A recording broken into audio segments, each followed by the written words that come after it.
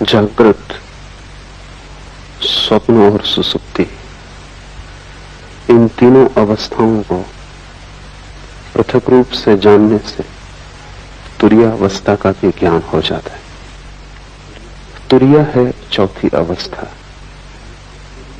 तुरीयावस्था का अर्थ है परम ज्ञान।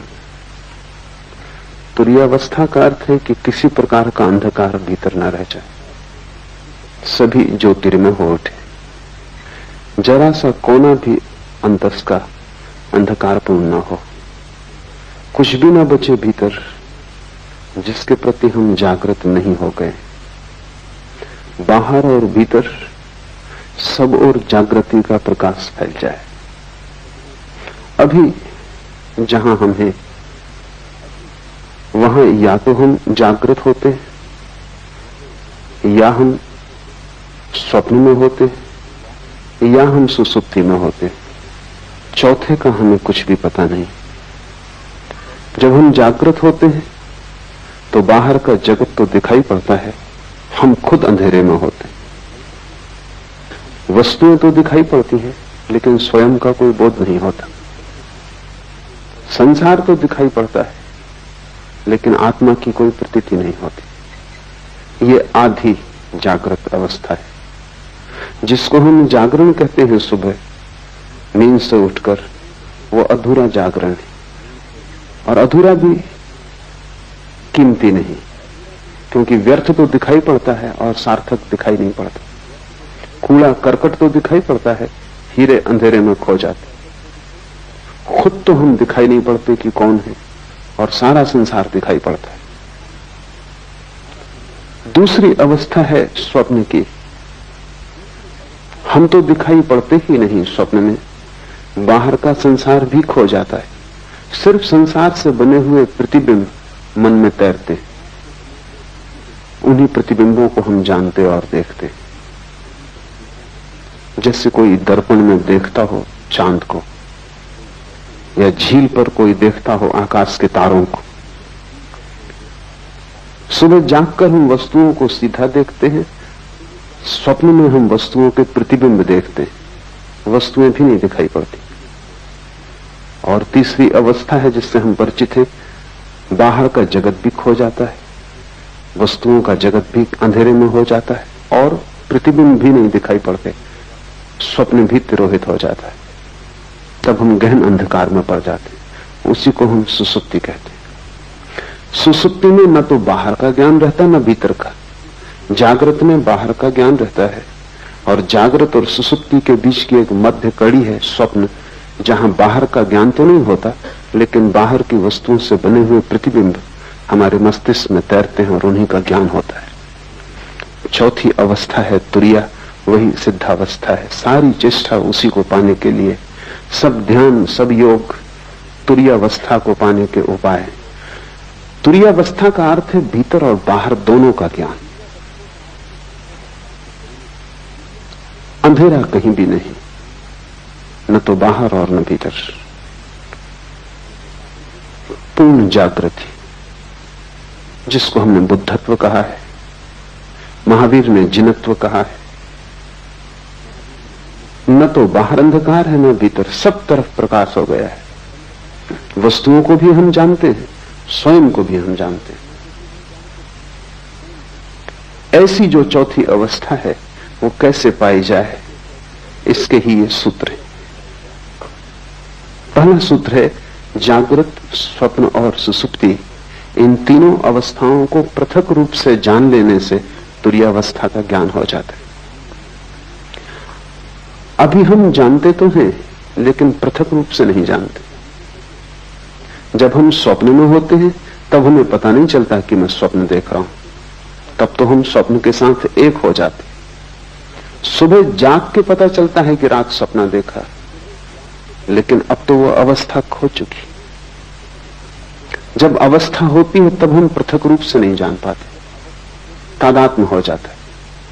स्वप्न में लगता है कि हम स्वप्न हो गए, सुबह जाग के लगता है कि अब हम स्वप्न नहीं है, लेकिन अब हमारा तादात्म्य जागृत से हो जाता है। हम कहते हैं अब मैं जाग गया। लेकिन तुमने कभी सोचा कि रात तुम फिर सो जाओगे और ये तादात्म्य भी भूल जाएगा। फिर सपना आएगा और तुम सपने के साथ एक हो जाओगे। जो भी तुम्हारी आंख पर आ जाता है तुम उसी के साथ एक हो जाते हो, जबकि तुम सभी से पृथक हो। ये ऐसा ही है जैसे वर्षा आए और तुम समझने लगो कि मैं वर्षा हो गया, फिर गर्मी आए और तुम समझो कि मैं गर्मी हो गया, और फिर शीत आए और तुम समझो कि मैं शीत हो गया। लेकिन ये तीनों मौसम तुम्हारे आसपास हैं, तुम इन तीनों से अलग हो। बचपन था तो तुमने समझा कि मैं बच्चा हूं, जवान हुए तो तुमने समझ लिया कि मैं जवान हूं, बूढ़े हुए तो तुम समझ लोगे कि मैं बूढ़ा हूं, लेकिन तुम तीनों के पार हो। अगर तुम पार न होते तो बच्चा जवान होता कैसे? तुम्हारे भीतर कुछ है जो बचपन को छोड़ सका और जवान हो सका। वो कुछ बचपन और जवानी दोनों से अलग है। स्वप्न में तुम खो जाते हो, जागकर फिर तुम्हें लगता है सपना झूठ था। तुम्हारे भीतर कोई चेतना का तत्व है जो यात्रा करता है। स्वप्न, सुसुप्ति, जागृत तुम्हारे यात्रा के पड़ाव, तुम नहीं हो। और जैसे ही तुम इस बात को समझ पाओगे कि तुम पृथक हो, अलग हो, वैसे ही चौथे का जन्म शुरू हो जाएगा। वो पृथकता ही चौथा है। महावीर ने इसके लिए बहुत कीमती शब्द प्रयोग किया। महावीर कहते हैं भेद विज्ञान। ये कहते हैं सारा विज्ञान अध्यात्म का भेद को साफ साफ कर लेने में वही इस शिव सूत्र का अर्थ है कि तुम्हें तीनों अवस्थाएं अलग अलग हैं, इसका पता चल जाए। जैसे ही तीनों अवस्थाओं को तुम अलग अलग जान लोगे, तुम ये भी जान लोगे कि मैं तीनों से अलग हूं। तुम्हें भेद की कला आ गई। अभी हमारी मनोदशा ऐसी है कि जो भी हमारे सामने होता है हम उसी के साथ एक हो जाते हैं। किसी ने तुम्हें गाली दी, क्रोध उठा, उस क्षण में तुम क्रोध के साथ एक हो जाते। तुम भूल ही जाते हो कि क्षण भर पहले क्रोध नहीं था, तब भी तुम थे। क्षण भर बाद क्रोध फिर चला जाएगा, तब भी तुम रहोगे। तो क्रोध बीच में आया हुआ धुआं है। उसने तुम्हें कितने ही घेर लिया हो, लेकिन वो तुम्हारा स्वभाव नहीं। चिंता आती है तो चिंता का बादल घिर जाता है, सूरज छिप जाता है, तुम भूल ही जाते हो कि मैं पृथक हूं। सुख आता है तो तुम नाचने लगते हो, दुख आता है तो तुम रोने लगते हो। जो भी घटता है तुम उसी के साथ एक हो जाते हो। तुम्हें अपनी पृथकता का कोई बोध नहीं। इसे धीरे धीरे अलग करना सीखना होगा। हर स्थिति में अलग करना सीखना होगा। भोजन करते वक्त जानना कि जो भोजन कर रहा है वो शरीर है। भूख लगे तो जानना कि जिससे भूख लगी है वो शरीर है। मैं सिर्फ जानने वाला हूं। चेतना को कोई भूख लग भी नहीं सकती। गर्मी लगे और पसीना बहे तो जानना कि वो शरीर पर घट रहा है।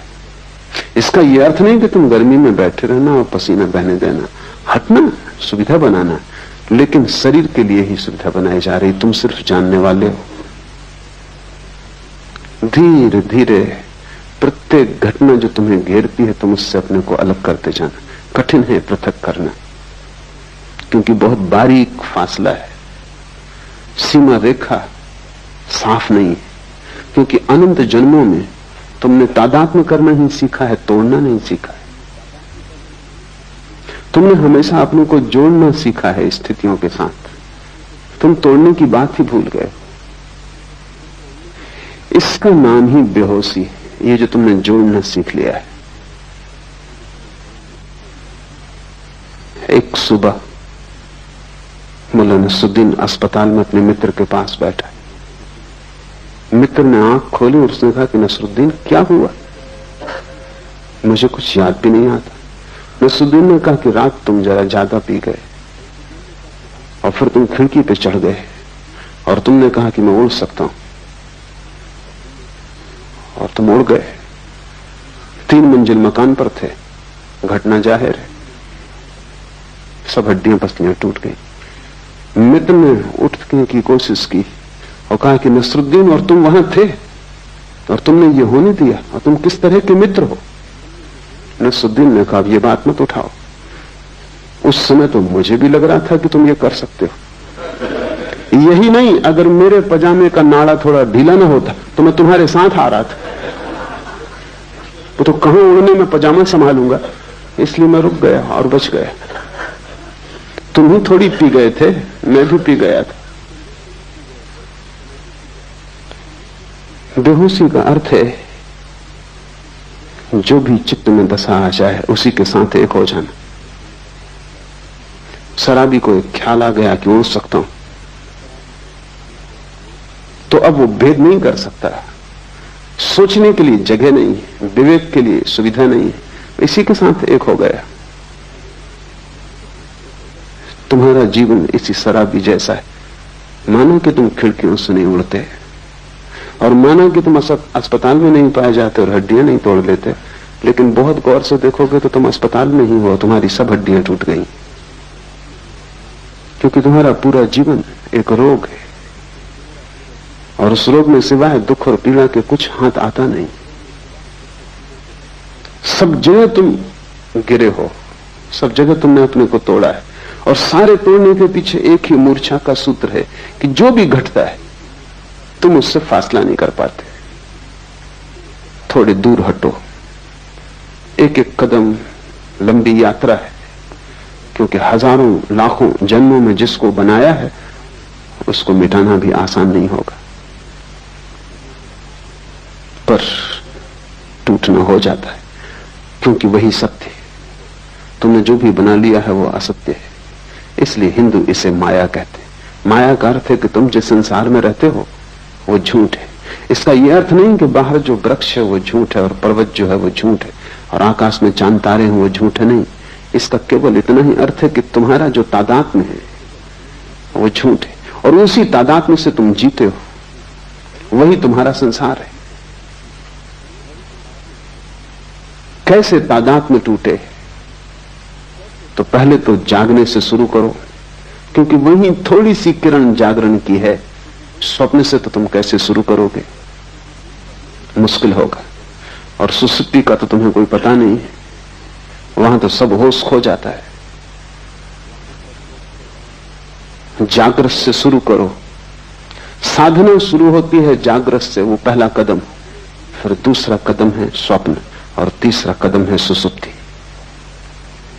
और जिस दिन तुम तीनों कदम पूरे कर लेते हो, चौथा कदम उठ जाता है।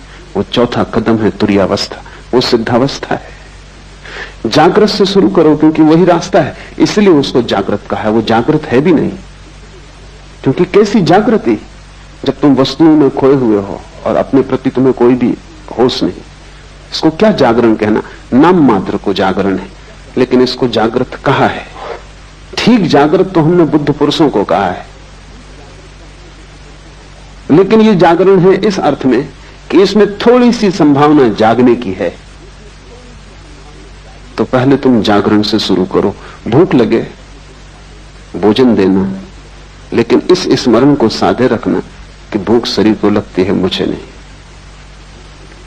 पैर में चोट लगे तो मलहम पट्टी करना, अस्पताल जाना, दवा लेना, लेकिन भीतर एक जागरण को साधे रखना कि चोट शरीर को लगी है, मुझे नहीं।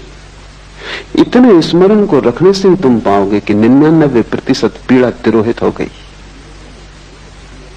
99% पीड़ा इतना होश रखने से ही तिरोहित हो जाती कि जो चोट लगी है वो मुझे नहीं। इतना बोध भी तत्क्षण तुम्हारे दुख को विसर्जित कर देता है। 1% बची रहेगी, क्योंकि ये बोध पूरा नहीं है। जिस दिन बोध पूरा हो जाएगा उस दिन समग्र दुख विसर्जित हो जाता है। बुद्ध ने कहा है, जागृत पुरुष का दुख निरोध हो जाता। तुम उसे दुख नहीं दे सकते, तुम उसके हाथ पैर काट सकते हो, तुम उसकी हत्या कर सकते हो, तुम उसे आग में जला सकते हो, लेकिन दुख नहीं दे सकते, क्योंकि प्रतिपल जो भी घट रहा है वो उससे अलग है। तो जागने से शुरू करो। रास्ते पे चलना जरूर, लेकिन ध्यान रखना कि तुम नहीं चल रहे हो, शरीर ही चल रहा है। तुम कभी चले भी नहीं। तुम चलोगे कैसे? आत्मा का कोई पैर है कि वो चल सके? आत्मा का कोई पेट है कि उसे भूख लग सके? आत्मा की कोई भी वासना नहीं है, सभी वासना शरीर की। आत्मा निर्वासना है, इसलिए न चलती है न चल सकती है। तुम्हारा शरीर ही चल रहा है। इसे जब तक होश रहे संभालने की कोशिश करो।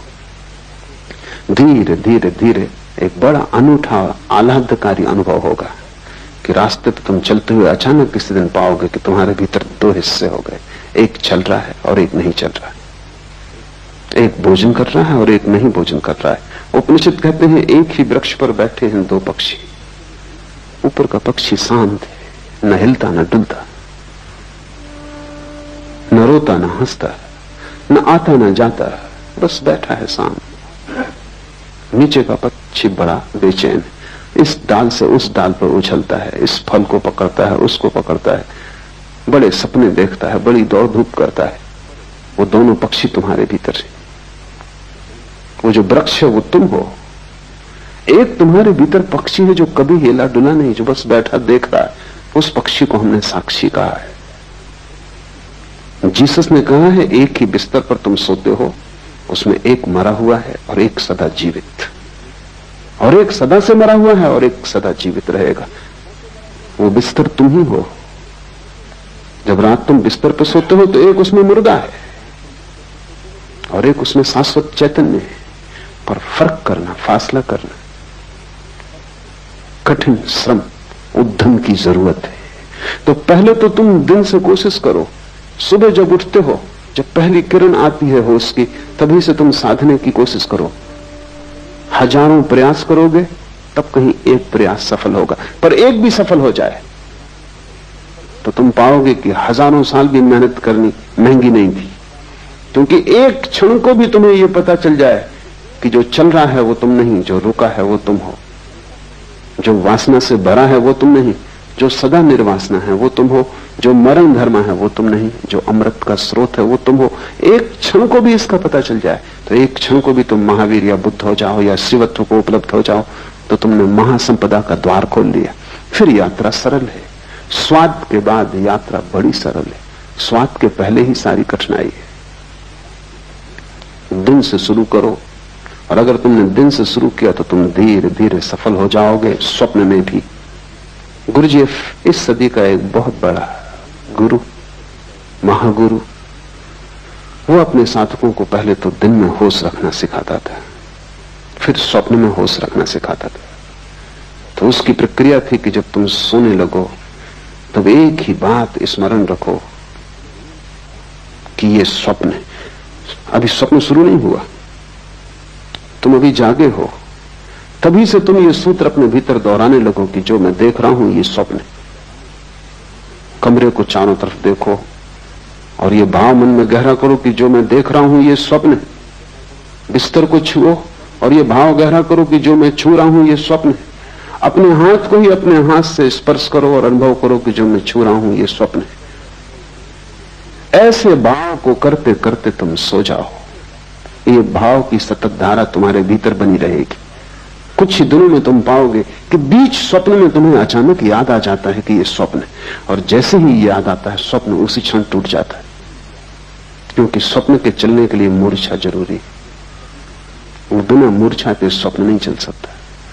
बीच स्वप्न में तुम्हें याद आ जाएगा ये स्वप्न है और स्वप्न टूट जाएगा, और तुम इतने आनंद से भर जाओगे, उस आनंद को तुमने कभी जाना भी नहीं। नींद टूट जाएगी, स्वप्न बिखर जाएगा और एक गहरा प्रकाश तुम्हें घेर लेगा। ज्ञानी पुरुष के स्वप्न तिरोहित हो जाते, क्योंकि नींद में भी वो स्मरण रख पाता है कि ये स्वप्न है। भारत ने इसके बड़े अनूठे प्रयोग किए। शंकर वेदांत में सारे जगत को माया की जो धारणा है वो इसी का एक प्रयोग है। सन्यासी को 24 घंटे स्मरण रखना है कि जो भी हो रहा है सब स्वप्न है। जागते भी, रास्ते से गुजरते, बाजार में बैठे हुए भी स्मरण रखना है कि जो भी है सब स्वप्न है। ये क्यों? ये एक प्रयोग है, एक प्रक्रिया है, एक विधि है। अगर तुमने 8 घंटे जागते में स्मरण रखा कि जो भी हो रहा है ये स्वप्न है, तो ये स्मरण इतना गहरा हो जाएगा कि जब रात स्वप्न भी चलेगा तब तुम वहां भी याद रख सकोगे, वहां भी तुम याद रख सकोगे कि ये स्वप्न।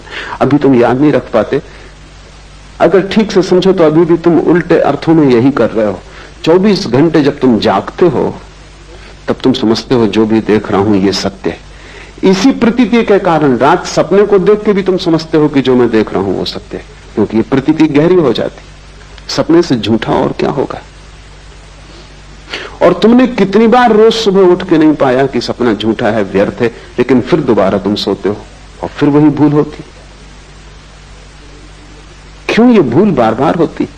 इस भूल के पीछे कोई बहुत गहरा कारण होना चाहिए।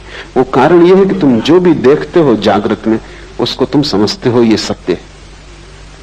जब सब कुछ देखा हुआ तुम सत्य मानते हो तो रात तुम सपने को देखते हो, उसको तुम असत्य कैसे मानोगे? उसको भी तुम सत्य मान लेते हो। इससे उल्टा प्रयोग माया का है। तुम जो भी देखते हो उसे दिन भर स्मरण रखते हो कि यह असत्य, बार बार भूलते हो, फिर याद को संभालते हो, फिर स्मरण लाते हो कि यह असत्य है। ये सब जो मैं देख रहा हूं चारों तरफ एक बड़ा नाटक है और मैं दर्शक से ज्यादा नहीं। मैं भोगता नहीं हूं, करता नहीं हूं, सिर्फ साक्षी हूं। इस भाव को अगर तुम संभालते हो तो इसकी भीतर धारा बन जाती। तब रात सपना टूट जाता है और जिसका सपना टूट गया उसकी बड़ी उपलब्धि है। जब सपना टूट जाए तो फिर तीसरा चरण उठाया जा सकता है। जब सपना टूट जाए तो फिर सुसुप्ति में होश रखने का चरण उठाया जा सकता है। लेकिन तुम्हें अभी बहुत कठिनाई होगी। सीधा उस प्रयोग को करना संभव नहीं, एक एक कदम उठाना पड़े। जब सपना टूट जाता है तब दृश्य कोई भी नहीं रह जाता। दिन में आंख खोल के तुम चलते हो, तुम कितना ही मानो कि जो देख रहे हो वो माया है तो भी दृश्य तो बचेगा। तुम कितना ही, शंकर भी कितना ही कहते हो कि माया है, तो भी दीवार से तो निकलेंगे नहीं, निकलेंगे तो दरवाजे से ही। कितना ही कहते हो सब माया है, कंकड़ पत्थर तो नहीं खाएंगे, खाएंगे तो भोजन ही। कितना ही कहते हो माया है, फिर भी तुम होगे तभी बोलेंगे, तुम नहीं होगे तो नहीं बोलेंगे। इसलिए बाहर के जगत के साथ तुम कितनी ही मान्यता को गहन कर लो कि ये माया है, बाहर का जगत तो बना रहेगा, मिट नहीं जाएगा। कोई पत्थर मारेगा फेंक कर तो सिर टूटेगा, खून बहेगा, तुम दुखी मत होगे, तुम पीड़ा नहीं लोगे, तुम कहोगे सब माया है, तुम अपने को दूर रखोगे, लेकिन फिर भी घटना तो घटेगी। लेकिन स्वप्न में एक अनूठी बात, वो बिल्कुल माया है, इसलिए वहां एक अनूठा प्रयोग हो जाता है। जैसे ही तुम समझते हो कि सपना माया है, सपना खो जाता है, दृश्य विलीन हो जाता है। और जब दृश्य विलीन हो जाता है तभी दृष्टा के प्रति आंख जा सकती। जब तक दृश्य मौजूद रहता है तब तक तुम बाहर ही देखते हो, क्योंकि दृश्य आकर्षित करता रहता है। जब दृश्य खो जाता है, पर्दा खाली हो जाता, पर्दा भी नहीं रह जाता, तब तुम अकेले छूटते हो। इसलिए ध्यानी आंख बंद करके ध्यान करता है, क्योंकि इस संसार को माया कहना एक विधि है। ये संसार वास्तविक है, ये तुम्हारे सोचने पर निर्भर नहीं।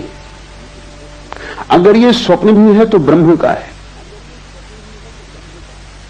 ये तुम्हारा स्वप्न नहीं है। लेकिन तुम्हारे निजी सपने हैं, वे रात में घटते हैं। इसलिए बड़ी क्रांतिकारी घटना तो तब घटती जब तुम निजी स्वप्न को तोड़ देते हो। आकाश खाली हो जाता है, वहां देखने को कुछ नहीं बचता। नाटक समाप्त हुआ, घर जाने का वक्त आ गया। अब तुम करोगे भी क्या बैठे बैठे? इस घड़ी में अचानक आंख मुड़ती है, क्योंकि बाहर कुछ भी खोजने को नहीं रह जाता, देखने को नहीं रह जाता, सोचने को नहीं रह जाता, कोई दृश्य नहीं बचता। तो जो ऊर्जा दृश्य की तरफ जाती थी वो स्वयं की तरफ मुड़ती। स्वयं की तरफ मुड़ती हुई ऊर्जा ही ध्यान है। और जैसे ही स्वयं की तरफ मुड़ती है तब तुम सुसुप्ति में भी होश रख सकते हो, क्योंकि तुम तो होते हो। संसार नहीं होता सुसुप्ति में, स्वप्न नहीं होता सुसुप्ति में, क्योंकि तुम दोनों को देखने में अटके थे, इसलिए सुसुप्ति में बेहोशी रहती थी।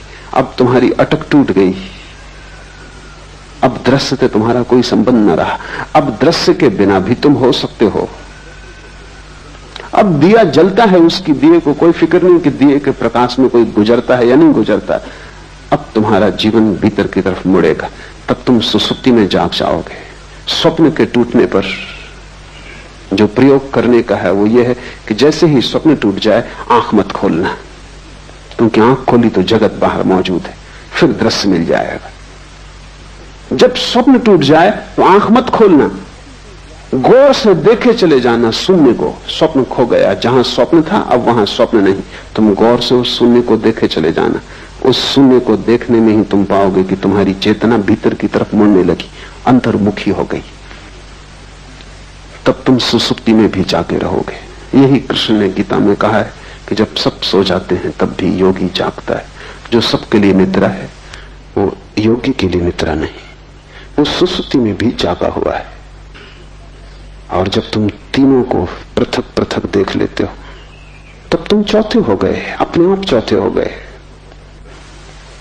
तुरीय का अर्थ है चौथा, द फोर्थ। उस शब्द का और कोई अर्थ नहीं,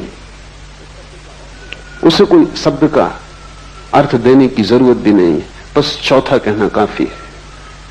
क्योंकि सभी अर्थ उसको बांध लेंगे, सभी शब्दों से बांध लेंगे, सिर्फ इशारा काफी है, क्योंकि वो अनंत है और असीम है। जैसे ही तुम तीन के बाहर हुए तुम परमात्मा हो। इन तीन में तुम प्रविष्ट हो गए हो, इसलिए संकीर्ण हो गए हो। ये ऐसा ही है जैसे कि तुम खुले आकाश से एक टनल में, एक बोगदे में प्रवेश कर जाओ और बोगदा छोटा होता जाए। इंद्रियों तक आते आते तुम बिल्कुल संकीर्ण हो गए हो। पीछे लौटना है। जैसे जैसे तुम पीछे लौटते हो तुम्हारा आकाश बड़ा होता जाता है। जिस क्षण तुम तीनों के पार अपने को देख लेते हो उस दिन तुम महाकाश हो, उस दिन तुम परमात्मा हो। ऐसे ही जैसे कि कोई आदमी दूरबीन से देखता है आकाश को, दूरबीन का छोटा सा छेद, वो अपनी सारी आंखों को उसी पर लगा देता है। फिर दूरबीन से आंखें हटाता है, तब उसे पता चलता है कि मैं दूरबीन नहीं हूं। तुम भी आंख नहीं हो, लेकिन आंख पर तुम कई जन्मों से टिके हो। तुम कान नहीं हो, लेकिन कान से तुम कई जन्मों से सुन रहे हो। तुम हाथ नहीं हो, लेकिन हाथ से तुम कई जन्मों से छू रहे हो। बस तुम दूरबीन से बंध गए हो। तुम्हारी हालत वैसी हो गई जैसे किसी वैज्ञानिक को दूरबीन बंध गई हो। अब वो दूरबीन को आंख से बांधे हुए घूम रहा है। तुम उसको कितना ही कहो कि दूरबीन उतार के रखो, ये तुम नहीं हो, पर वो दूरबीन से ही देख सकता है और भूल ही गया है।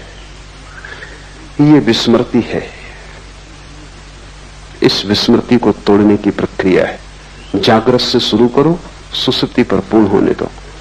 जागृत, स्वप्न और सुसुप्ति, इन तीनों अवस्थाओं को पृथक रूप से जानने से तुरीय अवस्था का भी ज्ञान हो जाता है। इसे शुरू करो और धीरे धीरे बढ़ते जाओ। जिस दिन तुम्हें गहरी नींद में होश रह जाए उस दिन जान लेना तुम में, बुद्ध में, महावीर में, शिव में अब कोई अंतर न रहा। लेकिन तुम उल्टा ही काम कर रहे हो। तुम जागरण में भी ठीक जागे हुए नहीं हो तो तुम सुसुप्ति में कैसे जागोगे? तुम यहां भी सोए हुए हो। तुम्हारा जागरण नाम मात्र को है। तुम्हें भ्रम पैदा होता है कि तुम जागे हो क्योंकि तुम काम चलाओ, काम निपटा लेते हो। साइकिल चला लेते हो, तुम सोचते हो तुम जागे हुए हो। कार चला लेते हो, तुम सोचते हो तुम जागे हुए हो। लेकिन तुमने कभी ख्याल किया कि ये सब ऑटोमेटिक हो गया है, यंत्रवत हो गया है। साइकिल चलाने वाला सोचता भी नहीं कि अब बाएं मुड़ना है, अब दाएं मुड़ना है। वो अपने मन में लगा रहता है। साइकिल बाएं मुड़ती, दाएं मुड़ती, वो अपने घर पहुंच जाता है। सोचना या होशपूर्वक चलने की कोई जरूरत नहीं, सब यंत्रवत हो गया है, आदत हो गई। वो घर पहुंच ही जाता है। कार चलाने वाला चलाता जाता है, कोई जरूरत नहीं है उसको कि वो जागे। हम सब की जिंदगी एक रूटीन, एक बंधी हुई लीक पर घूमने लगती। जैसे कोल्हू के बैल चलते हैं ऐसे हम चलने लगते। उसी उसी लीक पर रोज चलते हैं। किसी की लीक थोड़ी बड़ी, किसी की थोड़ी छोटी, किसी की थोड़ी सुंदर, किसी की थोड़ी कुरूप, लेकिन लीक होने में कोई फर्क नहीं है। तुम्हारी जिंदगी एक कोल्हू के बैल की भांति है। सुबह उठते हो, एक धारा चलती है, रात सो जाते हो, एक वर्तुल पूरा हुआ, फिर सुबह उठते हो, फिर वही। ये सब इतनी बार तुमने दोहराया है कि अब होश रखने की कोई जरूरत ही नहीं। ये बेहोशी नहीं हो जाता। समय पर भूख लग जाती है, समय पर नींद आ जाती है, समय पर उठ के तुम बाजार चल पड़ते हो। तुम पूरी जिंदगी को ऐसे सोए सोए एक वर्तुल में गुजार रहे हो। कब जागोगे? कब एक झटका दोगे अपने को? कब इस लीक से उठोगे? कब कहोगे कि मैं कोल्हू का बैल होने को राजी नहीं हूं?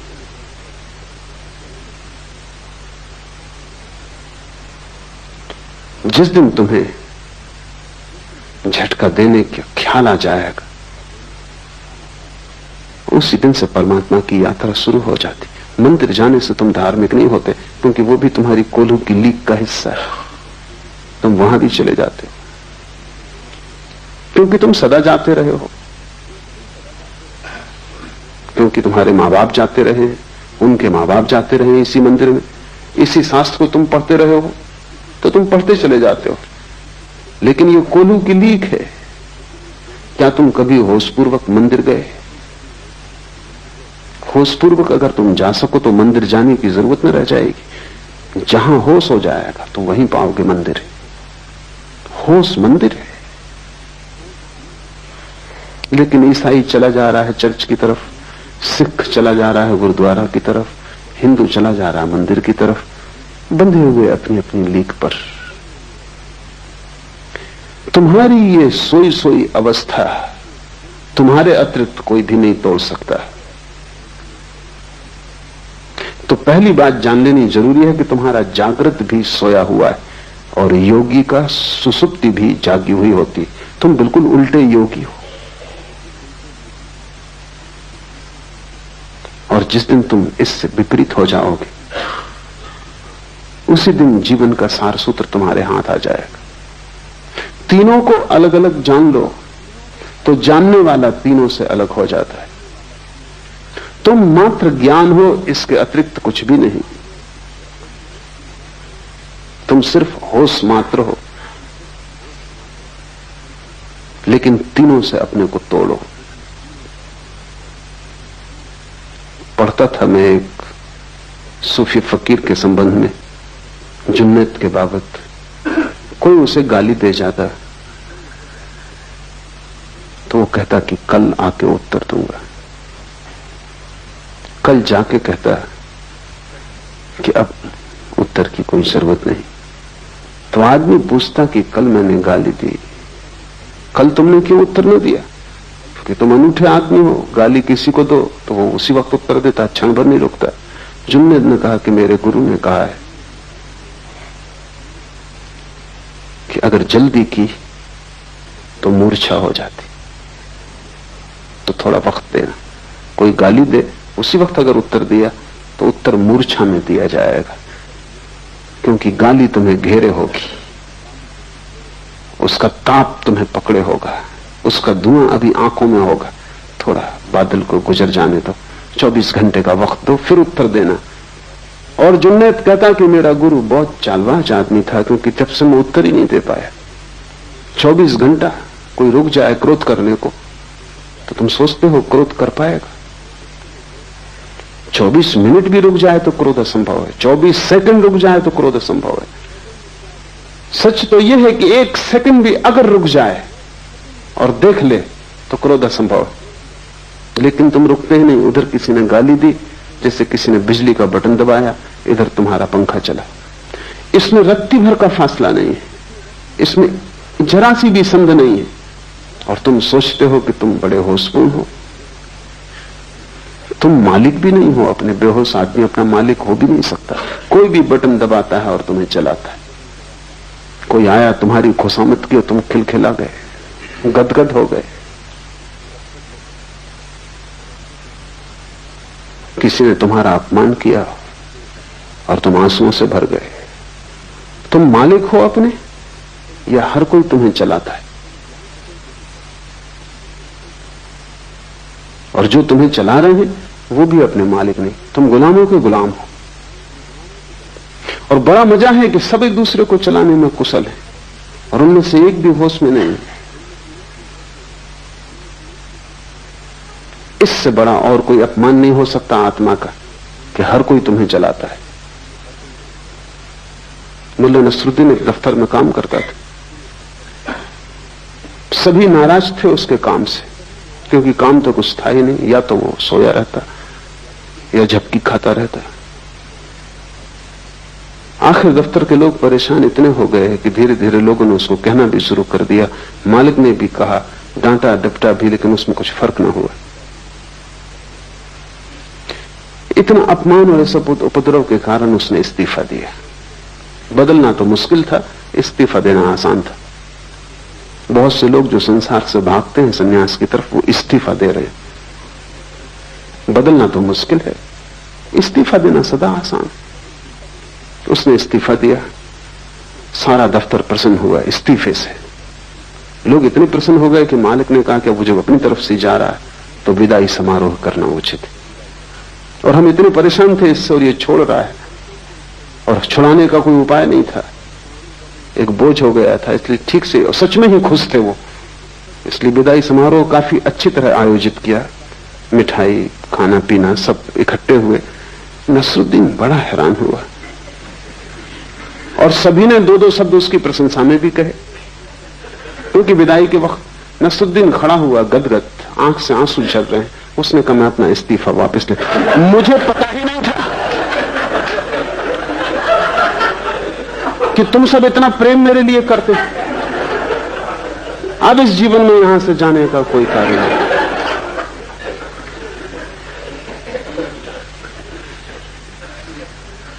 हम संचालित हो रहे हैं और अक्सर यह होता है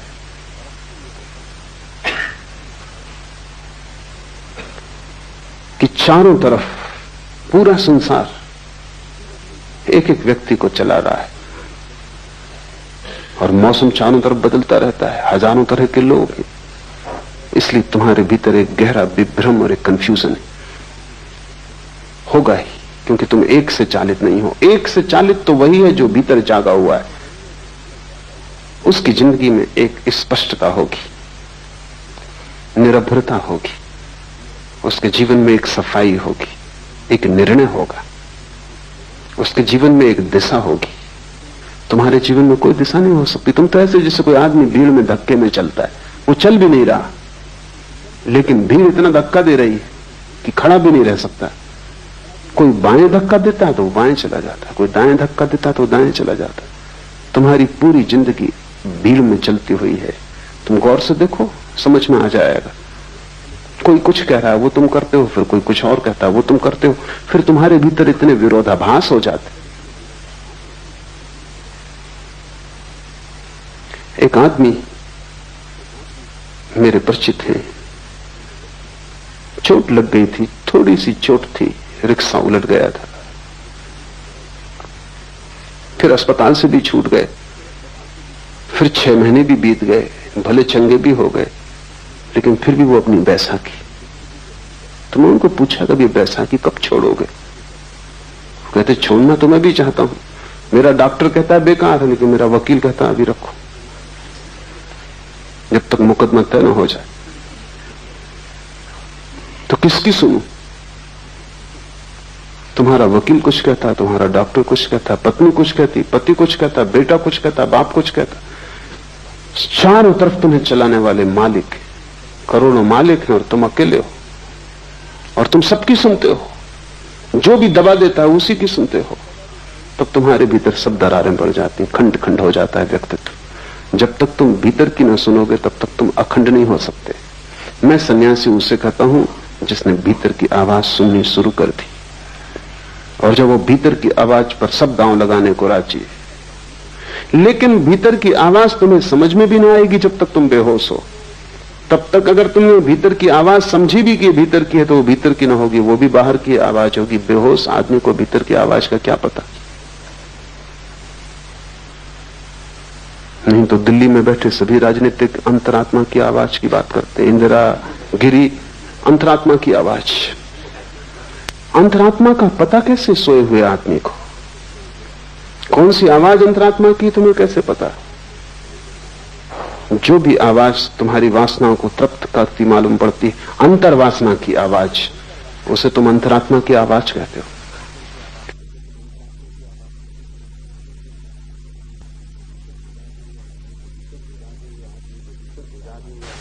सिर्फ जागे हुए आदमी के भीतर कोई आवाज होती, और वो आवाज तुम्हें मिल जाए तो तुम्हारे जीवन में सब जो कलुष है, वो जो उपद्रव है, वो 1000 तरह के विक्षिप्त स्वर है कि तुम एक भीड़ हो गए हो, एक व्यक्ति नहीं।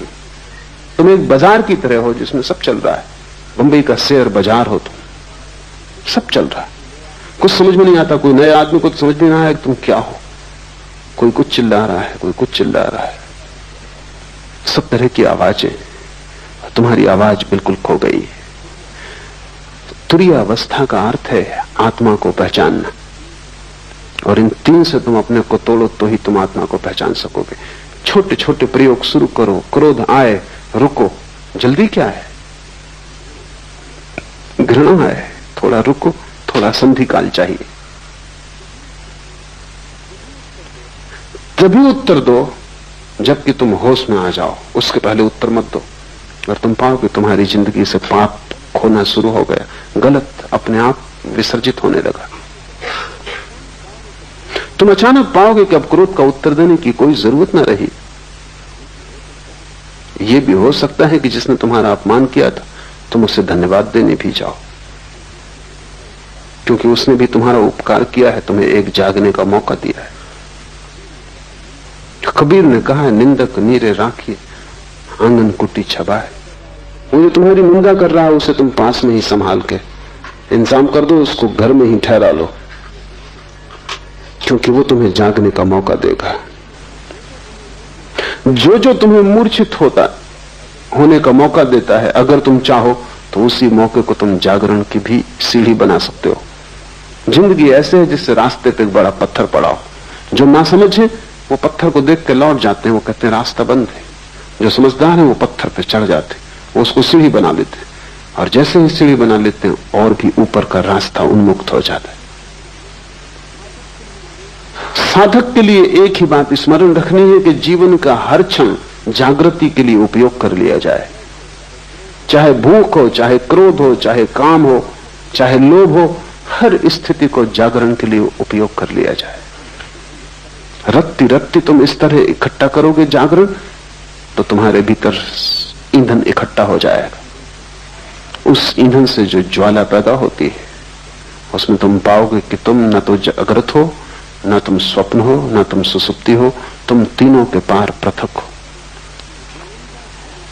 ज्ञान का बना रहना ही जागृत अवस्था है।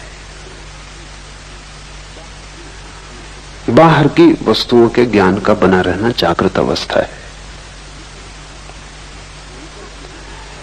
विकल्प ही स्वप्न है। मन में विचारों का तंतुजाल, विकल्पों का, कल्पनाओं का फैलाव स्वप्न है। अविवेक अर्थात स्वबोध का अभाव सुसुप्ति है। ये 3 अवस्थाएं हैं जिनमें हम गुजरते हैं। लेकिन जब हम एक से गुजरते हैं तो हम उसी के साथ एक हो जाते हैं। जब हम दूसरे में पहुंचते हैं तो हम दूसरे के साथ एक हो जाते हैं। जब हम तीसरे में पहुंचते हैं तो तीसरे के साथ एक हो जाते हैं। इसलिए हम तीनों को अलग अलग नहीं देख पाते। अलग देखने के लिए थोड़ा फासला चाहिए, परिप्रेक्ष्य चाहिए। अलग देखने के लिए थोड़ी सी जगह चाहिए। तुम्हारे और जिसे तुम देखते हो दोनों के बीच में थोड़ा रिक्त स्थान चाहिए। तुम आईने में भी अगर बिल्कुल सिर लगा के खड़े हो जाओ तो अपना प्रतिबिंब न देख पाओगे, थोड़ी दूरी चाहिए। और तुम इतने निकट खड़े हो जाते हो जागृत के, स्वप्न के, सुसुप्ति के, कि तुम बिल्कुल एक ही हो जाते हो। तुम उसी के रंग में रंग जाते हो। और ये दूसरे के रंग में रंग जाने की आदत हमारी इतनी गहन हो गई है कि हमें पता भी नहीं चलता और इसका शोषण किया जाता है। अगर तुम हिंदू हो और तुमसे कहा जाए कि मस्जिद खड़ी, इसमें आग लगा दो, तुम 1000 बार सोचोगे, विचार करोगे कि ये क्या उचित है। और मस्जिद भी उसी परमात्मा के लिए समर्पित है। ढंग होगा और सीढ़ी का रंग होगा और रास्ते की व्यवस्था होगी और, लेकिन मंजिल वही है। लेकिन हिंदुओं की एक भीड़ मंदिर मस्जिद को आग लगाने जा रही हो, तुम उस भीड़ में हो, तब तुम नहीं सोचते, क्योंकि तुम भीड़ के रंग में रंग जाते हो। तब तुम मस्जिद को जला दोगे। और बाद में कोई अगर तुमसे पूछेगा कि तुम ये कैसे कर सके, तो तुम भी सोचोगे और कहोगे कि आश्चर्य है कि मैं कैसे कर सका। अकेले तुम ये ना कर पाते, लेकिन भीड़ में तुम क्यों खो गए? क्योंकि खोने की तुम्हारी आदत है। कोई मुसलमान इतना बुरा नहीं है अकेले में जितना भीड़ के साथ बुरा होता है। कोई हिंदू इतना बुरा नहीं है अकेले में जितना भीड़ के साथ बुरा होता है। किसी अकेले आदमी ने इतने पाप नहीं किए जितने भीड़ ने पाप किए। क्यों? क्योंकि भीड़ तुम्हें रंग देती है, तुम भीड़ के रंग में एक हो जाते हो। अगर भीड़ क्रोध से भरी है, तुम अचानक पाते हो तुम्हारे भीतर क्रोध जग रहा है। अगर भीड़ रो रही है, चीख रही, चिल्ला रही, तो तुम रोने, चीखने, चिल्लाने लगते हो। अगर भीड़ प्रसन्न है, तुम अपना दुख भूल जाते हो और प्रसन्न हो जाते हो। ख्याल करो, तुम किसी के घर गए हो, कोई मर गया है, वहां अनेक लोग रो रहे हैं, अचानक तुम पाते हो तुम्हारे भीतर भी रुदन उठा आ रहा है। शायद तुम सोचते होगे कि तुम बड़े करुणावान हो, शायद तुम सोचते हो कि तुम बड़ी दया और प्रेम से भरे हुए व्यक्ति हो, शायद तुम सोचते हो कि सहानुभूति के कारण ये आंसू आ रहे हैं, तो तुम गलती में हो। क्योंकि घर भी तुमने ये खबर सुनी थी कि वो आदमी मर गया, तब तुम्हें कुछ भी ना हुआ था, क्योंकि तुम अकेले थे। तब तुमने सोचा होगा कि ठीक है, मरना जीना लगा ही रहता है। बजाय इसके कि आदमी मर गया, इससे तुम्हें दुख होता, तुम्हें यही झंझट आई होगी कि अब जाना पड़ेगा और संवेदना प्रकट करनी पड़ेगी। और 25 दूसरे काम थे, अब एक और उपद्रव बीच में आ गया। और ये आदमी था ही ऐसा, बेवक्त मरा। कोई वक्त था आज मरने का? ये तुम्हारे विचार रहे होंगे। लेकिन तुम जब घर में पहुंचोगे और वहां तुम लोगों को रोते देखोगे, भीड़ जब वहां दुखी हो रही होगी, तुम अचानक पाओगे तुम्हारे भीतर भी बड़े भाव उठ। ये भाव 2 कौड़ी के और खतरनाक है, क्योंकि भीड़ तुम्हें रंगे दे रही है। तुम अपने को बचाना। ऐसी सहानुभूति किसी मतलब की नहीं जो भीड़ से आती हो, जो तुम्हारे हृदय से ना आती हो। तुमने देखा कि दुखी, बेचैन, परेशान लोग भी होली के हुल्लड़ में बड़े आनंदित दिखाई पड़ने लगते, तो भी नाचने गाने लगते, गुलाल उड़ाने लगते। जिनकी जिंदगी में गुलाल बिल्कुल भी नहीं है और जिनकी जिंदगी में कभी कोई खुशी, कोई गीत नहीं देखा गया, अचानक रास्तों पर रंग फेंक रहे। हुआ क्या इनको? यही आदमी कल चला जा रहा था, मरा मरा, इसका पैर नहीं उठ रहा था, इसकी जिंदगी ऐसी थी जैसे सुसुप्त, और यही आदमी आज नाच रहा है। भीड़ ने रंग दिया ऐसे। साधक को भीड़ से सावधान होना चाहिए। तुम अपनी आवाज खोजो, अपना स्वर खोजो। भीड़ तुम्हें सदा से धक्के दे रही है और तुम भीड़ के साथ, जो भीड़ तुम्हें बनाती है वही तुम हो जाते हो। ये क्यों हो पाता है? ये इसलिए हो पाता है कि तुम पृथकता अपनी अनुभव नहीं करते, और जहां भी तुम्हें अपनी पृथकता खोने का मौका मिलता है, तुम तत्क्षण खो देते हो। तुम उधार बैठे हो कि कहीं भी डूब जाओ। नींद आई तो नींद में डूब गए, जागृत आया तो जागृत में डूब गए, स्वप्न आया तो स्वप्न में डूब गए। लोग दुखी हैं तो तुम दुखी हो गए, लोग सुखी हैं तो तुम सुखी हो गए। तुम हो या सिर्फ तुम एक डूबने का बिंदु हो? तुम्हारा कोई अस्तित्व है, तुम्हारा कोई केंद्र है। उस केंद्र का नाम ही आत्मा है। अपने अस्तित्व को जगाओ, डूबने से बचो। इसलिए सारे धर्म शराब के विरोध में। शराब में ऐसी कोई खराबी नहीं, लेकिन सभी धर्म विरोध में। कारण कुल इतना ही है कि वो डूबने का रास्ता है। सभी धर्म जगाने के पक्ष में, और जो आदमी शराब पी रहा है वो डूब रहा है। जो जो चीजें डुबाती हैं तुम्हें, जिन जिन चीजों से तुम और भी ज्यादा मूर्छित होते हो, तुम वैसे ही काफी मूर्छित हो। रत्ती भर तुम में जरा सा होश है, तुम उसी को भी खोने के लिए तैयार रहते हो। और आश्चर्य की बात तो यह है कि जब भी तुम उसे खो देते हो तभी तुम प्रसन्न होते हो। तुम जैसा मूल खोजना असंभव, क्योंकि जब तुम उसे खो देते हो तभी तुम कहते हो कि बड़ा आनंद है। क्यों? क्योंकि वो जो थोड़ा सा होश है वो तुम्हें जिंदगी की समस्याओं को देखने में सहायता देता है, वो तुम्हें जिंदगी के प्रति चैतन्य बनाता है और चिंता से भरता है। वो तुम्हें होश से भरता है कि तुम होश में नहीं हो। वो जो छोटा सा तुम्हारे भीतर किरण है वो तुम्हारे अंधकार को प्रकट करती है जो कि गहन है। तुम उस किरण को भी बुझा देना चाहते हो कि न रहेगी किरण, न रहेगा बांस, न बजेगी बांसुरी, न रहेगी किरण, न अंधेरे का पता चलेगा। क्योंकि उस किरण की वजह से अंधेरा पता चलता है। हटाओ इस किरण को, पी लो शराब, डूब जाओ किसी भीड़ के उपद्रव में, राजनीति में, इसमें उसमें, कहीं भी अपने को लगा दो ताकि तुम अपने को भूल जाओ। पश्चिम के मनोवैज्ञानिक लोगों को कहते हैं कि तुम अगर अपने को भुला सको तो ही तुम स्वस्थ रह सकोगे, और पूरब के धर्म गुरुओं ने कहा है कि तुम अपने को जगा सको तो ही तुम स्वस्थ हो सकोगे। बड़ी उल्टी बातें, लेकिन दोनों बातें सार्थक हैं। पश्चिम का मनोवैज्ञानिक तुम जैसे हो उसको स्वीकार करता है। तुम जैसे हो ऐसे ही तुम रह सको, जी सको, किसी तरह गुजार सको जिंदगी, उसमें सहायता पहुंचाता है। वो ठीक कह रहा है। वो कह रहा है किसी तरह अपने को बुला दो। ज्यादा चैतन्य खतरनाक है, क्योंकि तुम चिंता से भर जाओगे, क्योंकि तब तुम्हें सब चीजें दिखाई पड़नी शुरू हो जाएंगी और कुछ भी ठीक नहीं है इस जिंदगी में, सब गड़बड़ है, सब अस्त व्यस्त है। तो बेहतर तुम आंख बंद कर लो, प्रसन्न रहो। क्या जरूरत है इस सारे समस्या को देखने की? लेकिन पूरब के धर्मगुरु तुम्हें स्वीकार नहीं करते। वो कहते हैं तुम तो रुग्ण हो, तुम तो विक्षिप्त हो ही, तुम्हें पहले शांति की जरूरत नहीं है। कोई चिंता नहीं अगर चिंता बढ़े और तुम्हारे भीतर बेचैनी आए, कोई हर्ज नहीं, क्योंकि उसी के द्वारा तुम बदलोगे, क्रांति होगी। ये तो ऐसा है जैसे एक आदमी कैंसर से पड़ा है और हम कुछ भी नहीं कर सकते, तो हम उसको मार्फिया देते हैं कि तुम अपना आराम से तो पड़े रहो। लेकिन पूरब के धर्मगुरु कहते हैं मार्फिया से जीवन क्रांति नहीं होती।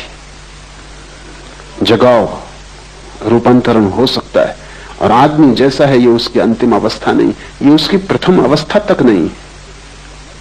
ये तो यात्रा के बिल्कुल बाहर ही खड़ा है, द्वार के। अभी इसने भीतर प्रवेश भी नहीं किया। महा आनंद की संभावना है, लेकिन तुम जैसे हो सोए, इससे महा आनंद नहीं होगा। सुख और आनंद का फर्क समझ लो। सुख उस अवस्था का नाम है जब तुम्हारे भीतर जो छोटी सी किरण जाग गई है वो भी सो जाती, तब तुम्हें कोई दुख पता नहीं चलता। आनंद उस अवस्था का नाम है जब तुम्हारे भीतर जो छोटी सी किरण है वो महासूर्य हो जाती और अंधकार पूरा खो जाता है। सुख नकारात्मक, नेगेटिव है, दुख का पता न चलना। तुम्हारे सिर में दर्द है, एस्प्रो की टिकिया सुख है, आनंद नहीं, क्योंकि एस्प्रो की टिकिया तुम्हें सिर्फ दर्द पता नहीं चलने देती, वो तुम्हें बेहोशी दे देती। तुम बीमार हो, तुम परेशान हो, जिंदगी चिंता से भरी है, तुम शराब पी लेते हो, फिर सब ठीक है। दुखी शराबी जाता है शराब घर की तरफ, लौटता है नाचता गाता। तुम्हारी जो छोटी सी प्रकाश की किरण है उसे खोकर तुम सुख खरीदते हो, उससे तुम्हें आनंद कभी भी न मिलेगा, क्योंकि सुख सिर्फ दुख का भूल जाना है, विस्मरण है, और आनंद आत्मा का स्मरण है, वो भूल जाना नहीं है, वो पूरी स्मृति है। कबीर ने उसे सुरति कहा है, वो पूर्ण स्मरण है। ये सूत्र तुम्हें पूर्ण स्मरण की तरफ ले जाएंगे। तो ध्यान रखना, जो चीज बेहोश करती हो उससे बचना। और बेहोश करने के इतने सुगम उपाय हैं कि तुम्हें पता भी नहीं, तुम उनमें इतने ज्यादा ग्रस्त हो गए हो कि तुम्हें ख्याल भी नहीं। एक आदमी खाने के पीछे पागल है, वो खाते ही रहता है, तुम्हें ख्याल नहीं है कि वो खाने से शराब का उपयोग कर रहा है। ज्यादा भोजन निद्रा लाता है, ज्यादा भोजन सुसुप्ति देता है, इसलिए अगर किसी दिन तुमने उपवास किया तो रात तुम सो ना सकोगे, क्योंकि भोजन की एक अपनी तंद्रा है। तो जो आदमी 24 घंटे खाने में लगा है, वो खाने के माध्यम से बेहोशी खोज रहा है। एक आदमी महत्वाकांक्षा की यात्रा में लगा है, वो कहता है कि जब तक करोड़ रुपए ना हो तब तक मैं रुकने वाला नहीं। तब तक वो दीवाने की तरह लगा है, सुबह हो, रात हो, दिन हो, अंधेरा हो, उजेला हो, कुछ फिक्र नहीं। उसके मन में एक गणित चल रहा है, 1 करोड़। उस एक गणित के प्रति समर्पित है, उसे कोई चिंता नहीं घेरती, उसे कोई चिंता नहीं, बस उसको 1 करोड़। उसको चिंता उस दिन घेरेगी जब 1 करोड़ पाने में सफल हो जाए। तब अचानक वो पाएगा कि बेकार गए, अब क्या करना है। मैंने सुना है पागलखाने में 3 आदमी बंद थे एक ही कोठरी में, क्योंकि एक ही साथ पागल हुए थे, तीनों पुराने साथी थे, एक दूसरे को रंग दिया होगा।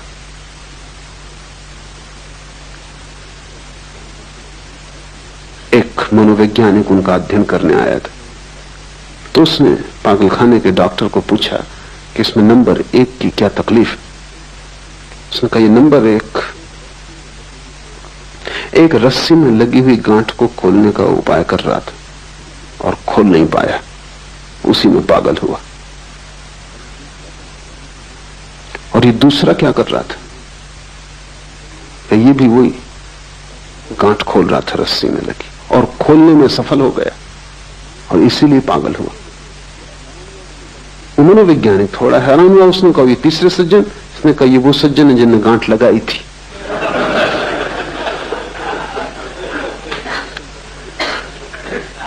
कोई गांठ लगा रहा है, कोई गांठ खोल रहा है, कोई सफल हो जाता है, कोई असफल हो जाता है, इससे कोई फर्क नहीं पड़ता, सब पागल हो जाते। लेकिन लोग गांठ लगाने खोलने में उलझे क्यों हैं? अपने से बचने के लिए। स्वयं से बचने की तरकीबें, नहीं तो स्वयं का सामना करना पड़ेगा। न कोई महत्वाकांक्षा है, न दिल्ली जाना है, न कोई राजनीति करनी है, न कोई चुनाव लड़ना है, न धन कमाने का कोई पागलपन है। फिर आप अपने से कैसे बचोगे? फिर कहीं ना कहीं खुद से मिलना हो जाएगा। वो भय कि कहीं खुद से मिलना ना हो जाए, उससे हाथ पैर कपते। तुम सुनते हो बहुत कि आत्मा को जानो, लेकिन अगर तुम खुद को समझोगे तो तुम आत्मा को जानने से बचने के सब उपाय करते हो। कहते हैं बुद्ध पुरुष कि आत्मा को जानने से महा आनंद की वर्षा होती, अमृत बरसता है। कबीर कहते हैं कि बादल गरजते हैं अमृत के और अमृत बरसता है। लेकिन ये घटना बहुत अंत में घटती है, पहले तो बहुत दुख से गुजरना पड़ता है, क्योंकि तुमने जितने धोखे दिए हैं जिंदगी में अनंत जन्मों में, उन सब धोखों को तोड़ना पड़ेगा। और हर धोखे के तोड़ने में दुख होता है,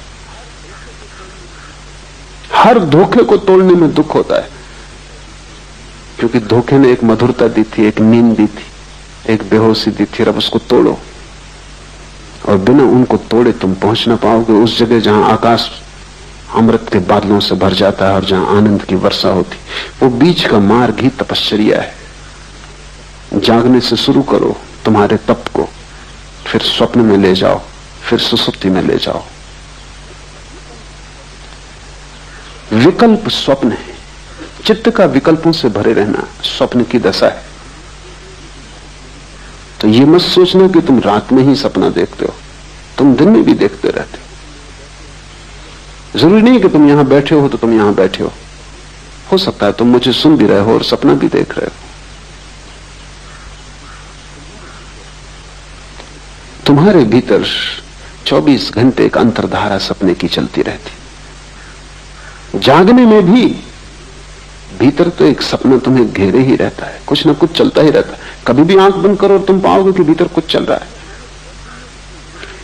यह हालत ऐसी है जैसे दिन में, रात में तो आकाश में तारे दिखाई पड़ते हैं, दिन में दिखाई नहीं पड़ते, क्योंकि सूरज के प्रकाश में ढक जाते। इससे तुम ये मत समझना कि खो जाते, वो अपनी जगह है, खोएंगे कहां, जाएंगे कहां। तुम किसी गहरे कुएं में चले जाना और गहरे कुएं में से खड़े होकर दिन में देखना तो तुम्हें तारे आकाश में दिन में भी दिखाई पड़ जाएंगे, क्योंकि तारों को देखने के लिए अंधेरा चाहिए। सूरज की रोशनी की वजह से तारे दिखाई नहीं पड़ते। यही हालत स्वप्न की है। रात में ही सपने दिखाई पड़ते हैं ऐसा नहीं है, लेकिन रात का अंधकार चाहिए, आंख बंद हो तो दिखाई पड़ते। दिन में आंखें खुली हैं, 25 और काम करने जरूरी हैं।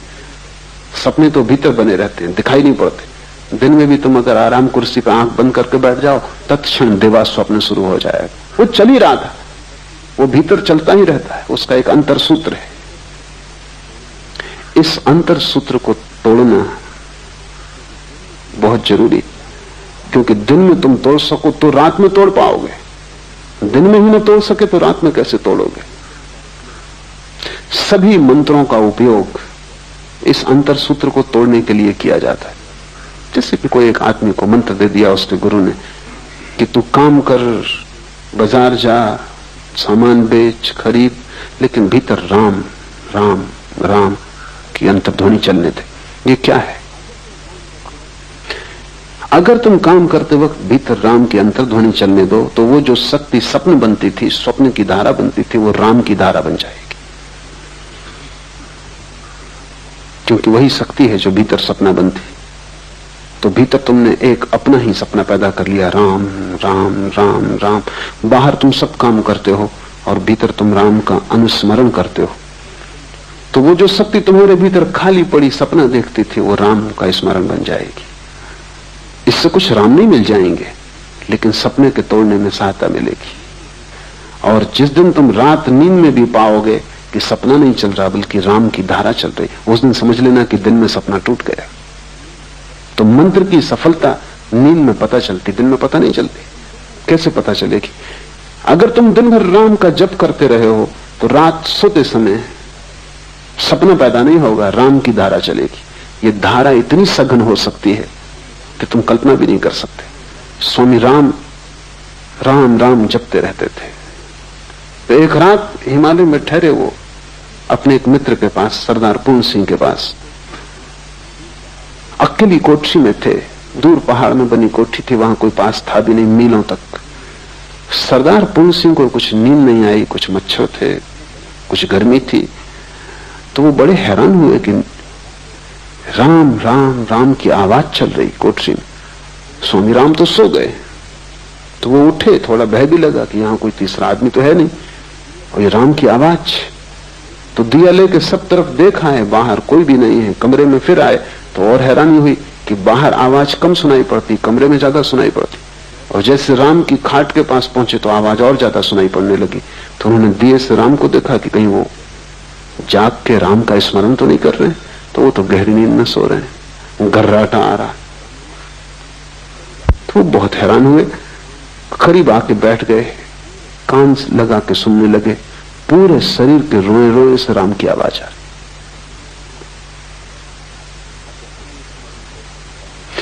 अगर अनुस्मरण बहुत गहरा हो जाए तो यह घटना घटती, क्योंकि सपने में बड़ी ऊर्जा नष्ट हो रही।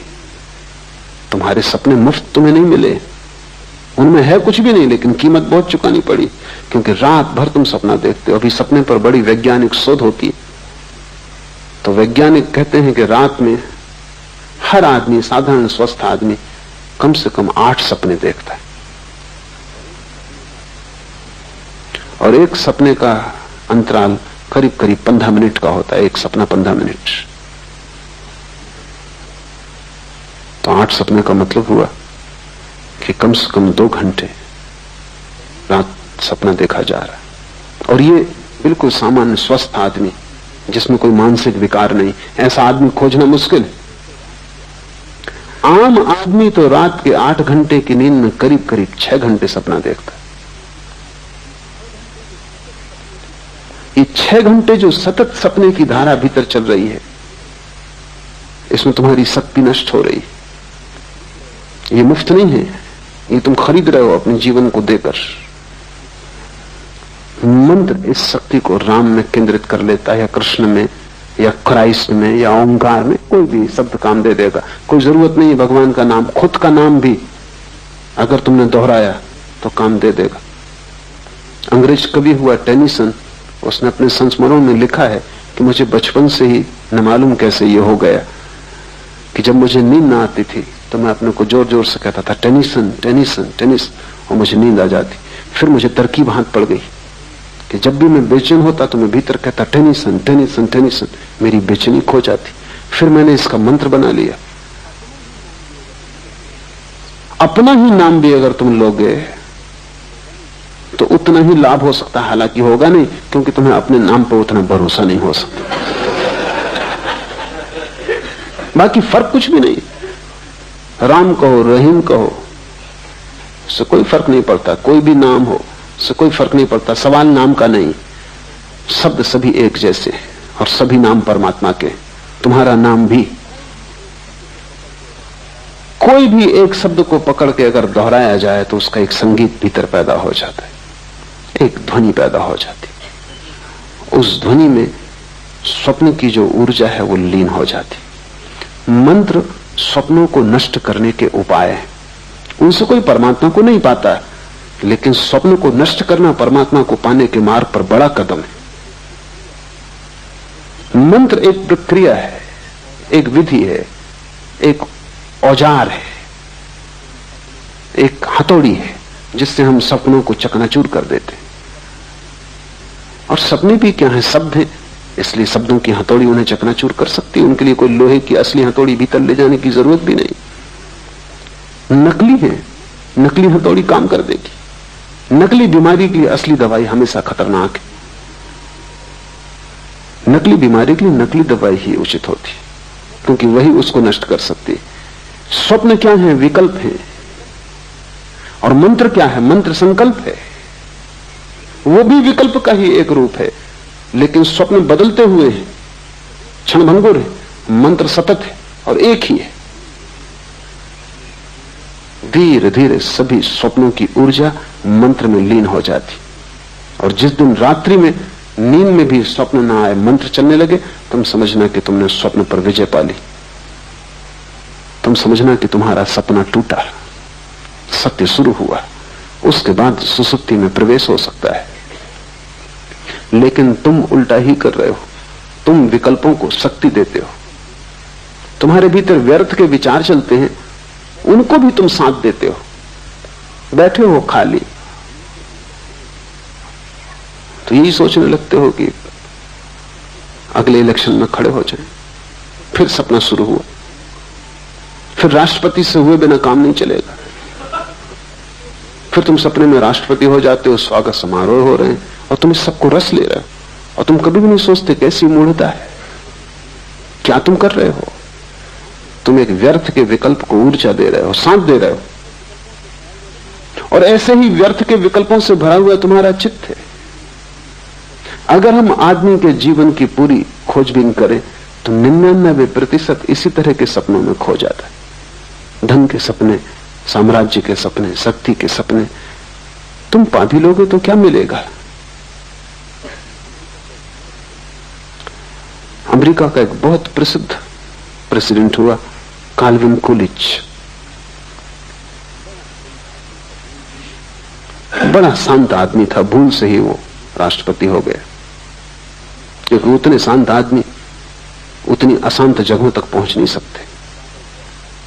वहां पहुंचने के लिए बिल्कुल पागल दौड़ चाहिए। वहां जो जितना ज्यादा पागल, वो छोटे पागलों को दबा के आगे निकल जाता। कूलिच कैसे पहुंच गया, ये चमत्कार है। वो बिल्कुल शांत आदमी था, न बोलता न चालता। कहते हैं किसी किसी दिन ऐसा हो जाता कि 10-5 शब्दों से ज्यादा ना बोलता।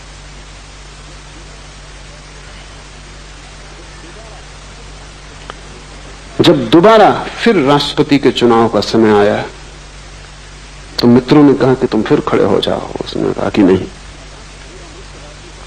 तो उन्होंने कहा कि क्या बात है, पूरा मुल्क राजी है तुम्हें फिर से राष्ट्रपति बनाने को। उसने कहा अब नहीं, एक बार भूल हो गई, काफी। पहुंच के कुछ भी न पाया। अब 5 साल और खराब मैं न करूंगा।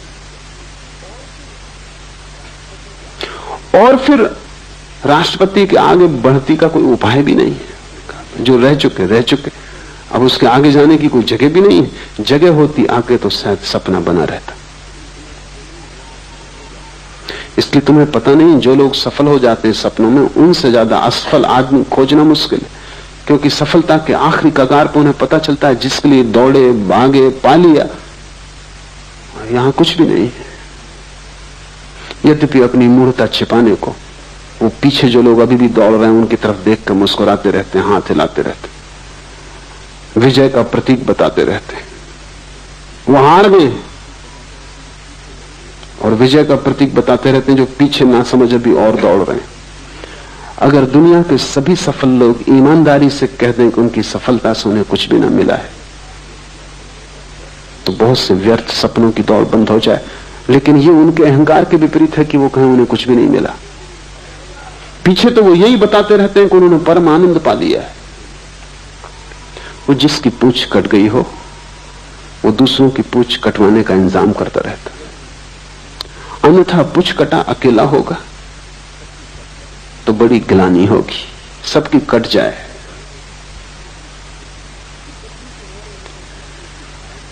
जब भी तुम्हारे भीतर स्वप्न की धारा चले तब जरा जग के देखना कि क्या तुम कर रहे हो। बच्चे सेक्सलियों की कहानियां पढ़ते हैं, वो सब कहानियां तुम्हारे संबंध में। मन सेक्सचिल्ली है और जब तक तुम स्वप्न देखते हो तब तक तुम सेक्सचिल्ली रहोगे।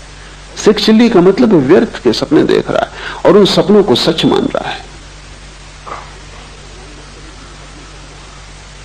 भगवान न करे कि वो सपने सच हो जाएं, क्योंकि उनको सच करने में बड़ी शक्ति लगानी पड़ेगी और जब वे सच हो जाएंगे तब तुम पाओगे उनसे कुछ भी ना पाया, हाथ राख लगती है सदा।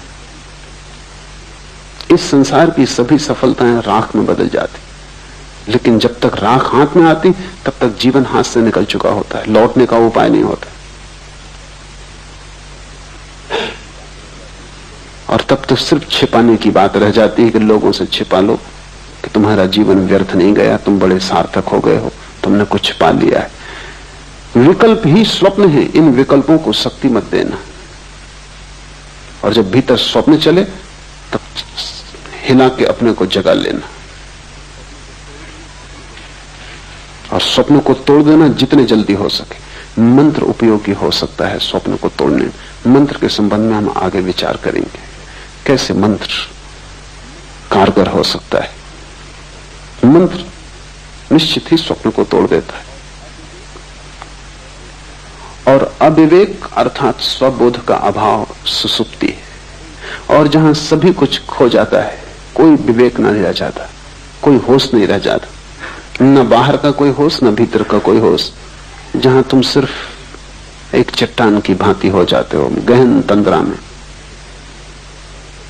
लेकिन तुम देखो कि तुम्हारा जीवन कैसा उपद्रव होगा, क्योंकि जब भी तुम गहरी तंद्रा में हो जाते हो तभी सुबह उठ के तुम कहते हो कि रात बड़ी आनंददायी नींद आई। थोड़ी देर सोचो कि तुम्हारा जीवन कैसा नरक होगा कि तुम्हें सिर्फ नींद में सुख आता है, बेहोशी में भर सुख आता है, बाकी तुम्हारा जीवन एकदम दुख ही दुख है। अच्छी नींद आ जाती तो तुम कहते हो काफी हो गया, और नींद का अर्थ है बेहोशी।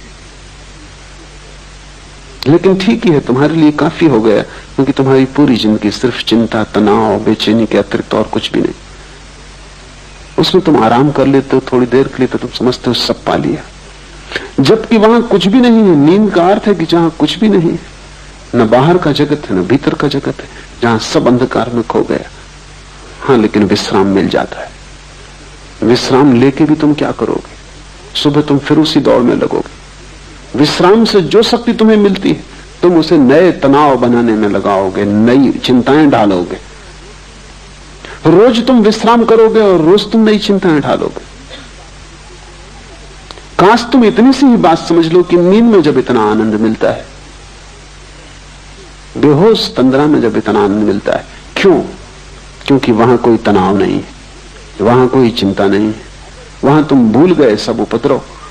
अगर बेहोशी में भी उपद्रव भूल के इतना आनंद मिलता है तो तुम सोचो जिस दिन उपद्रव खो जाएंगे और तुम होश में रहोगे, उस दिन कैसा आनंद तुम्हें उपलब्ध हो सकेगा। उसे हमने मोक्ष कहा है, वो निर्वाण है, वो ब्रह्मानंद है। नींद में इतना मिल जाता है क्योंकि उपद्रव नहीं दिखाई पड़ते। तो जब उपद्रव सच में ही खो जाते हैं, तनाव सच में ही विसर्जित हो जाते हैं, और तुम 24 घंटे उतने विश्राम में रहने लगते हो जैसी गहरी निद्रा में कभी कभी कोई व्यक्ति पहुंचता है। जब वैसी 24 घंटा सतत तुम्हारी शांत स्थिति बनी रहती, तब तुम्हें कैसे आनंद के राज्य का अनुभव नहीं होगा। उसे थोड़ा सोचो, क्योंकि समाधि सुसुप्ति जैसी है, सिर्फ एक फर्क है उसमें कि वहां होश है।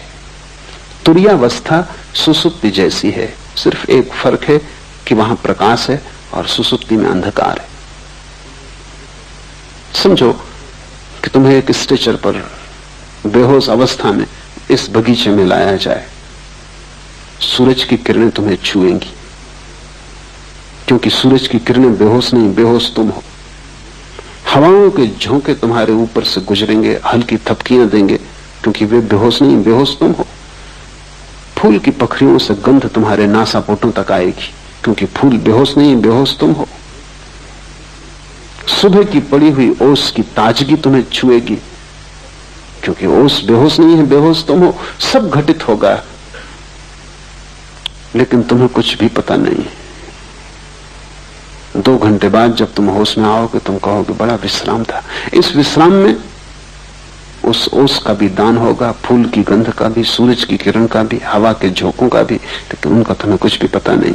तुम बेहोश थे, तब भी तुम लौट के होश में आके कहते हो बड़ा सुख आया। थोड़ी देर कल्पना करो कि तुम होश से बैठे हो, फूल की गंध बरस रही, सूरज की किरणें बरस रही, होश ने सब ताजा कर दिया है, सब नया कर दिया है। हवाओं के झोंके वृक्षों में गीत पैदा करते हैं, तुम होश से भरे बैठे हो। तब तुम्हारे आनंद। सुसुप्ति में तुम वहीं पहुंचते हो जहां बुद्ध और महावीर और शिव जागृत अवस्था में पहुंचते हैं। नींद में भी तुम सुबह थोड़ी सी खबर लाते हो कि बड़ा सुख था, हालांकि तुम साफ नहीं कर सकते कि कैसा सुख था।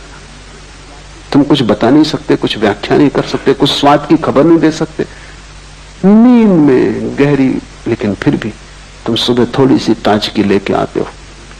सुबह उठते हुए आदमी की जो रात गहरी नींद में सोया हो, उसके चेहरे पर बुद्धत्व की थोड़ी सी झलक होती। खासकर छोटे बच्चे जो कि सच में गहरी नींद सोते हैं, क्योंकि जैसे जैसे तुम्हारी चिंताएं बढ़ने लगती हैं, गहरी नींद भी मुश्किल हो जाती। छोटे बच्चों को सुबह उठते समय देखो, इसके पहले कि उनकी नींद टूटे, उनके चेहरे को देखो, उस पर बुद्धत्व की ताजगी होती। कहीं भीतर कोई आनंदपूर्ण घटना घट रही जिसका उसे होश नहीं है, लेकिन घटना घट रही।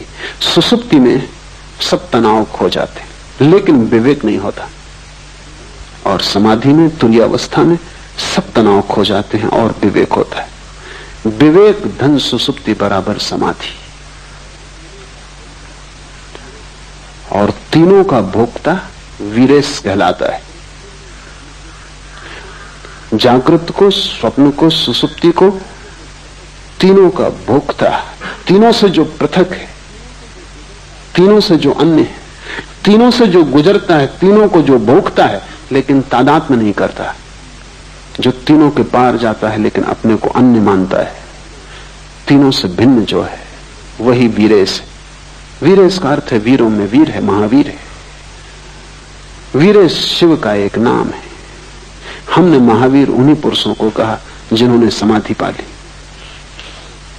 हम महावीर उसको नहीं कहते जो गौरी शंकर पर चढ़ गया, ठीक है, साहस किया, लेकिन गौरी शंकर कोई आखिरी ऊंचाई नहीं है। हम महावीर उसको भी नहीं कहते जो चांद पर पहुंच गया, साहस किया, लेकिन चांद पर पहुंचना कोई आखिरी मंजिल नहीं।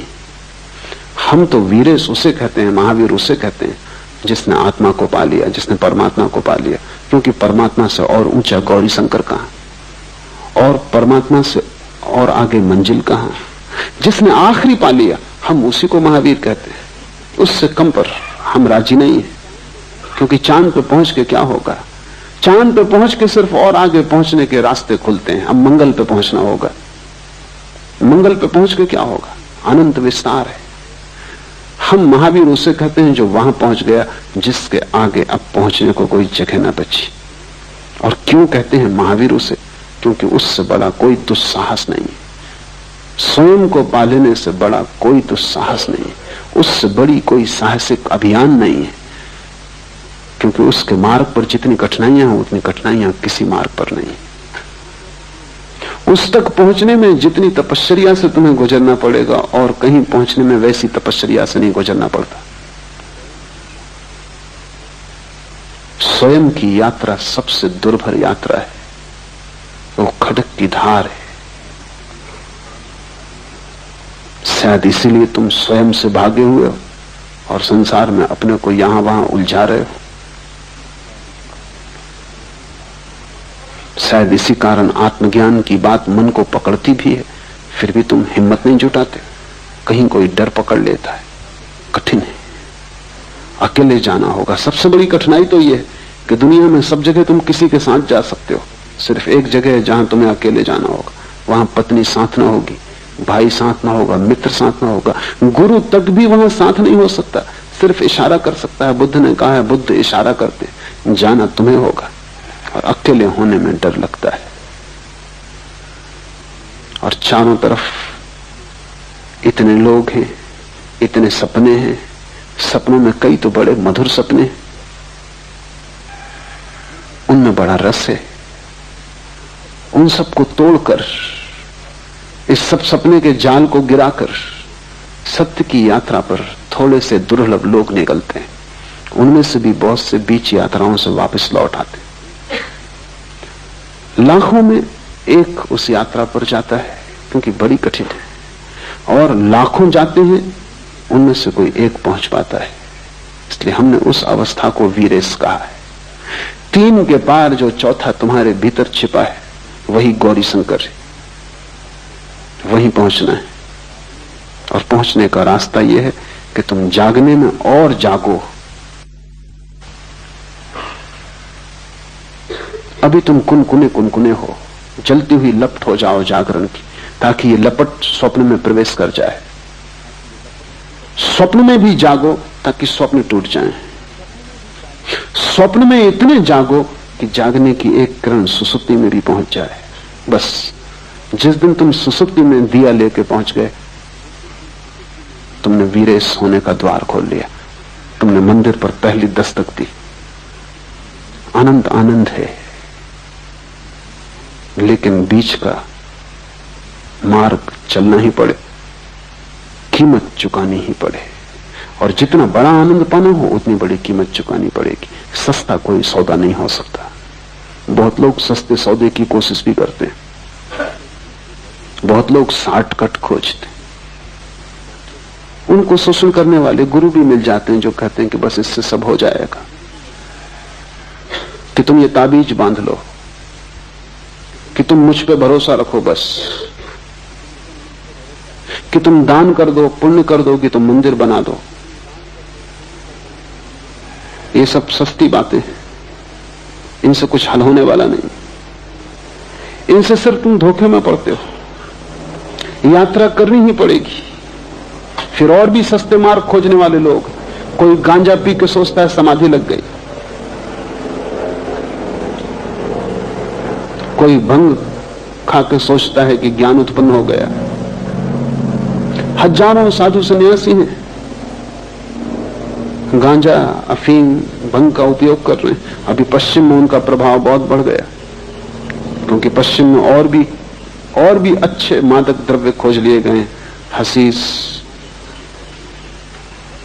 मारिजुआना, एलएसडी और भी वैज्ञानिक केमिकल खोज लिए गए, जिनका तुम एक इंजेक्शन ले लो और तुम समाधिस्थ हो गए। एक गोली ले लो, समाधि उपलब्ध हो गई। जैसे तत्क्षण काफी तैयार की जा सकती है, वैसे तत्क्षण समाधि भी तैयार की जा सकती है। काश इतना सस्ता होता, और काश नशे में खोने से कोई ज्ञान को उपलब्ध होता, तो सारी दुनिया कभी की हो गई होती। इतना सस्ता नहीं है, लेकिन सस्ते की खोज मन करता है। मन चाहता है किसी तरह बीच का रास्ता कट जाए और हम जहां हैं वहां से हम सीधे मोक्ष में प्रवेश कर जाएं। बीच का रास्ता नहीं कट सकता, क्योंकि इस रास्ते से गुजरने में ही तुम्हारा मोक्ष आएगा। क्योंकि रास्ता सिर्फ रास्ता नहीं है, रास्ता तुम्हारा विकास भी है। यही तकलीफ है। बाहर तो हो सकता है लंदन से हवाई जहाज उठता है, सीधा बंबई उतर जाए, बीच का रास्ता काट दिया। लेकिन लंदन से जो आदमी बैठा वो बंबई में वही आदमी उतरेगा जो लंदन से बैठा था। कोई दूसरा आदमी नहीं उतर सकता, उसमें कोई विकास नहीं हुआ। ये यात्रा बाहर की है, लेकिन तुम जहां हो यहां से मोक्ष में उतरने का कोई हवाई यात्रा नहीं हो सकती। और जो भी कहते हो सकती है वो धोखा देते, क्योंकि ये यात्रा एक बिंदु से दूसरे बिंदु की यात्रा नहीं है, एक जीवन स्थिति से दूसरे जीवन स्थिति में प्रवेश है। बीच के मार्ग से गुजरना ही होगा, क्योंकि उस गुजरने में ही तुम निखरोगे, जलोगे, बदलोगे। उस गुजरने की पीड़ा से ही तुम्हारा विकास होगा। वो पीड़ा अनिवार्य है, उस पीड़ा से गुजरे बिना कोई वहां नहीं पहुंच सकता। और तुमने अगर कोई संक्षिप्त रास्ता खोजा तो तुम सिर्फ अपने को धोखा दे रहे हो। पश्चिम में संक्षिप्त की बड़ी तलाश है, इसलिए महेश योगी जैसे व्यक्तियों का बड़ा प्रभाव है। उस प्रभाव का कुल कारण इतना कि वो कहते हैं कि हम जो कह रहे हैं ये जेट स्पीड है।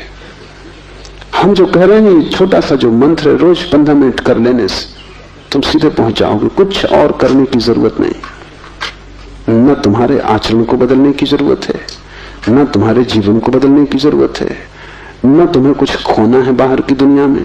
कुछ करना नहीं है, बस तुम्हें बैठ के 15 मिनट विश्राम करके ये मंत्र का जाप कर लेना। बस ये मंत्र सब कुछ है। मंत्र कीमती चीज है पर सब कुछ नहीं। और मंत्र से सपने काटे जा सकते हैं, सत्य नहीं मिलता।